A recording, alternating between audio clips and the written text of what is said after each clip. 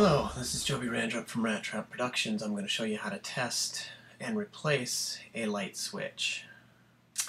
This is a overhead light that's attached to a rheostat. Rheostat is just a dimmer switch.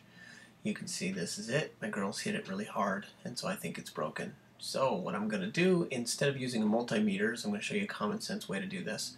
I'm just going to detach the bad switch, the suspected bad switch, from the wall. I'm going to attach, now I've cut power at the breaker by the way, I'm going to attach a switch that I know to be good.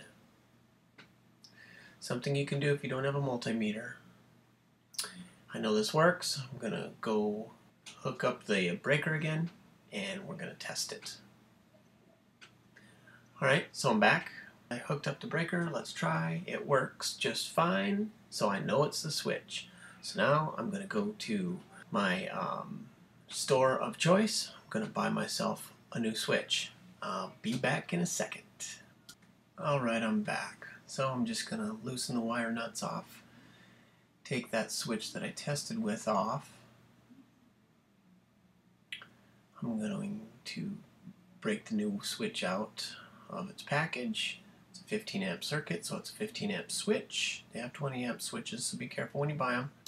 Then I'm going to push both leads in and tighten them up. Alright, so I reset the breaker downstairs, test out the switch, works, rheostat works, no problem. Alright, well, time to put it back in the wall.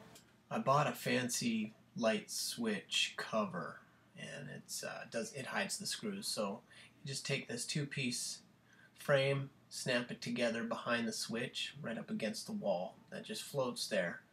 And you're going to have to change out the two silver screws that are going to hold the switch into the box. So go ahead and pull those now. Alright, so just take those screws out. Get some longer ones. I always save everything from packages. That's why I always have stuff laying around the workshop. I don't have to go somewhere to go get the screws. Put those in, tighten them up, and get those started. Get the top one started and the bottom one started, and just make sure that it's right where it pretty much needs to be, and do some final adjustments on that frame.